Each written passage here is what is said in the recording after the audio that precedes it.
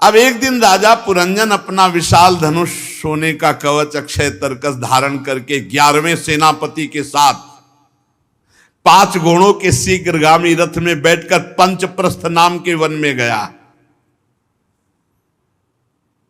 2 पहिए, 1 धुरी, 3 ध्वजा, 5 डोरी, 1 लगाम, 1 सारथी, 1 रथी बैठने का स्थान जहां पुरंजन बैठा। बहुत सुंदर नारद जी रूपक दे रहे। अब वो शिकार खेलने के शौक में कौन परवाह करता है क्या करन, मतलब किसको मारना चाहिए किसको नहीं मारना चाहिए। शिकार के शौक में बड़े अपराध किए, अर्थात भोग वासना के शौक में मनमानी आसुरी प्रवृत्ति से।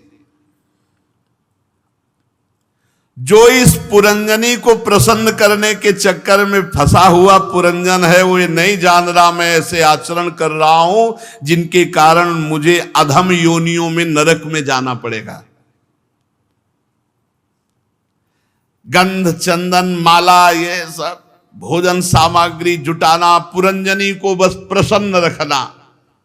कैसे पुरंजनी मुस्कुरा दे।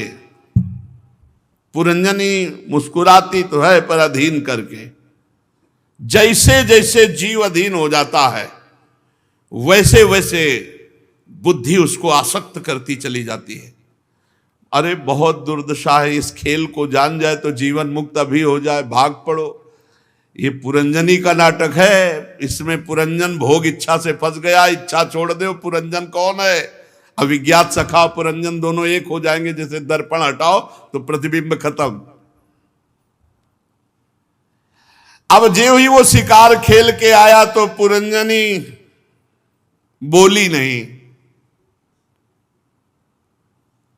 वो दासियों से हाथ जोड़ के पूछा पुरंजन की, मेरा तो सर्वस्व लुट गया, क्या अपराध बन गया मुझसे? दासियों ने कहा, नरनाथ मुझे मालूम नहीं तुम्हारी प्रिय पत्नी ने क्या ठाना है, वो आज तो बोलेंगी ही नहीं, नाराज है। पुरंजन आसक्त हो चुका था, अस्त व्यस्त होकर चरणों में गिर गया पुरंजनी की। आसक्ति को तो कोई आसक्तवान पुरुष ही समझ सकता है। भोगी और आसक्ति थोड़ा हट करके है।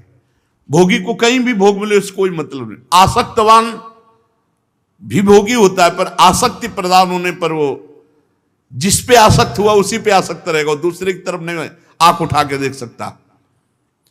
ये पुरंजन पुरंजनी से आसक्त था। बहुत व्याकुल होकर चरणों में गिरा और बोला, सुंदरी, वे सेवक तो बड़े अभागे होते जो अपने स्वामी को प्रसन्न न कर पावे, और मेरे से यदि अपराध बना तो उचित दंड दीजिए, क्योंकि अपने प्यारे के द्वारा दिया हुआ दंड बहुत मीठा होता है। पर आप ना बोले ऐसा ठीक, ये दंड मत दीजिए। अब जो जो विनय स्त्रैण पुरुष करता है वो सब पुरंजन ने विनय की।